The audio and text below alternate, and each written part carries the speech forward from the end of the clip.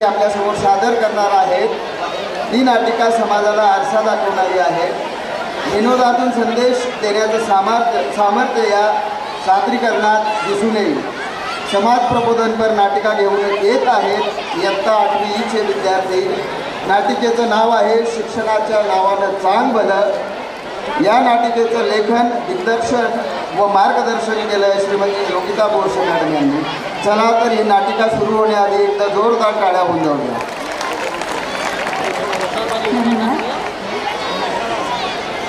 छोटंसं टुमदार एक गाव आहे, रामपूर असं त्याचं नाव आहे. छोटंसं टुमदार एक गाव आहे, रामपूर असं त्याचं नाव आहे. गावाच्या मध्यभागी आहे एक शाळा. त्या शाळेमध्ये होतात गावातली सगळी मुलं गोळा. अगदी आता पण गावातल्या त्या शाळेमध्ये ही सगळी मुलं गोळा झालीत बरं का. पण मग वर्गामध्ये नेमकं चाललंय तरी काय? चला तर जाऊन पाहूया.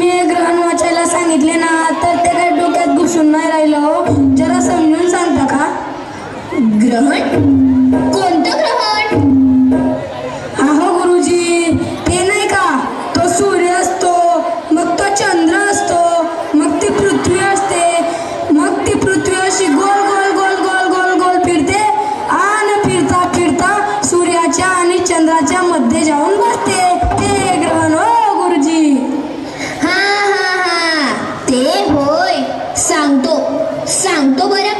पण वंड्या, मला एक सांग, सूर्याची सावली चंद्रावर पडली काय मी चंद्राची सावली सूर्यावर पडली काय, आपल्याला त्याला काही फरक पडतोय का? सांग वंड्या, अगदी खरं खरं सांग. आहो गुरुजी, तसा तर काय बी फरक पडत नाही. बस तर मग. अरे अजिबात काळजी करायची नाही. सूर्य झाकला जाऊ दे नाही तर चंद्र झाकला जाऊ दे, मी माझा प्रकाश तुम्हा सर्वांना देणार, कारण मी स्वयंप्रकाशित आहे.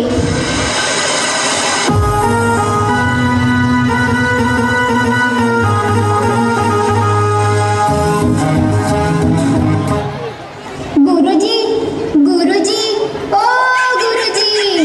हा हा हा, बोल बाळा माझी चिमुताई, काय अडचण आहे का? गुरुजी, 13 साते किती होता तो? 13 साते? हे बघ, 12 दाहे होतात 120 आणि 13 दाहे होतात 130. म्हणजे मग 13 साते यांच्यामध्ये तरीच कुठे येत असणार. आणि हे तुला शोधायचं आहे, कारण तू उद्याची मोठी संशोधक आहे. जा जा बरं बाळा, शोध आणि मलाही सांग. लई शहाणं माझं बाळ, जा जा.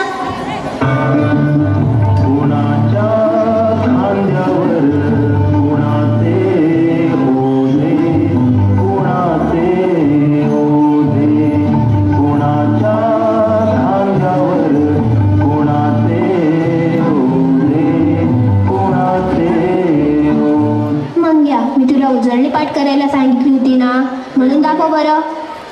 माझे बाबा ना ऑर्केस्ट्रामध्ये काम करतात, हा म्हणून मी हिंदी गाण्याची चाल लावली आहे. म्हण पाहू, 1 2 3 4 5 6 7 8 9 10 11 12 13 14 15 16 17 18 19 20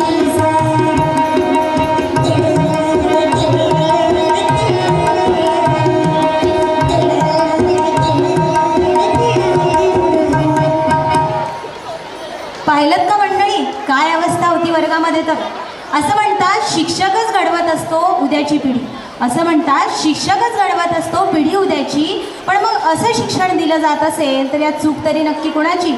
पाहूयात आता त्याच शाळेमध्ये जेव्हा एक सरकारी अधिकारी भेट देतात तेव्हा काय अवस्था होते ते.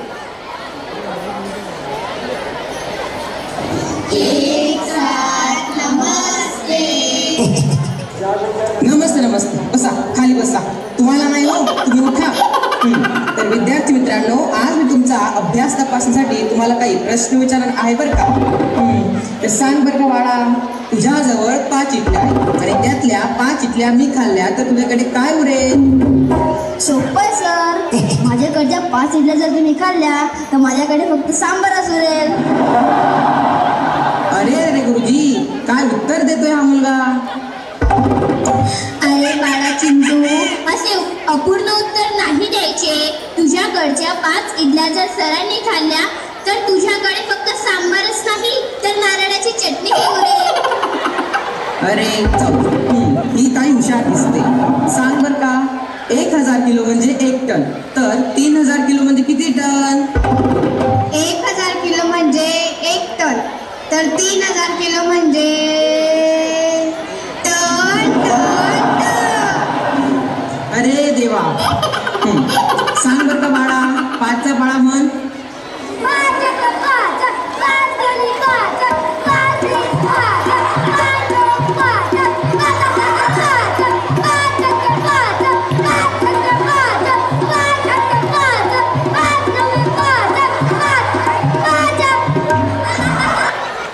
मंडळी, तुमची अवस्था या अधिकाऱ्यासारखीच झाली असणार आणि तुम्हीही कदाचित डोक्याला हात मारून घेतला असणार. पण पाहूयात या शिक्षकांची भरती नेमकी कशी झालेली आहे. आपण थोडंसं भूतकाळात जाऊया आणि त्यांची भरती कशी झालेली आहे ते पाहूया.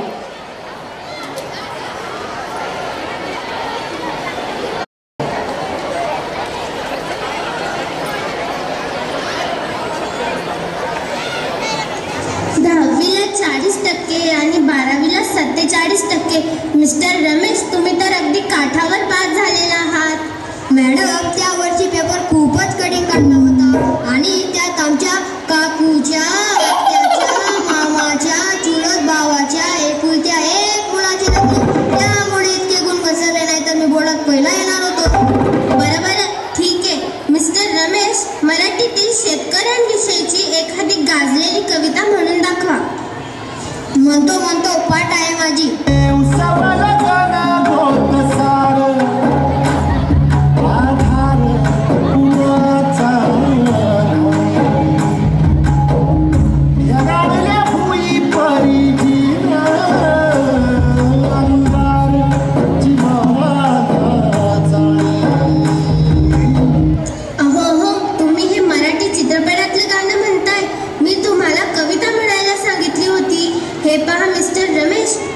शैक्षणिक पात्रता पाहता तुम्हाला आम्हाला शिक्षक म्हणून घेता येणार नाही. थांबा ओ मॅडम, आधी मी काय म्हणतोय ते तर ऐकून तर घ्या. गोलमाल है भाई, सब गोलमाल है.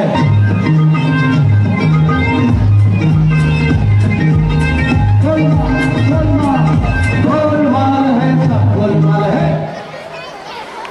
अहो मंडळी, दचकू नका हे दृश्य पाहून. शिक्षणाचा सुद्धा मांडला गेला आजच्या काळात बाजार. शिक्षणाचा सुद्धा मांडला गेला आजच्या काळात बाजार आणि शिक्षणात सुद्धा येऊन पोहोचला आहे काळा कुट्ट भ्रष्टाचार. पण मंगेश पाडगावकर म्हणतात त्याप्रमाणे काळ्या कुट्ट अंधारात जेव्हा काही दिसत नसतं, दिवा घेऊन तुमच्यासाठी कुणीतरी उभं असतं आणि भ्रष्टाचाराच्या काळोखामध्ये तमसोमा ज्योतिर्गमय म्हणत एखादी शाळा, एखादी संस्था प्रकाशाची फुलवात घेऊन येते आणि भ्रष्टाचाराचा सगळा जो काळोख आहे, शिक्षणाचा गाभारा लख्ख करून जाते. अशीच एक संस्था, अशीच एक शाळा म्हणजे प्रताप विद्या मंदिर. आणि या प्रताप विद्या मंदिरामध्ये विद्यार्थी मित्रांनो, शिक्षकांची भरती कशी होते, चला तर आपण जाऊन पाहूयात.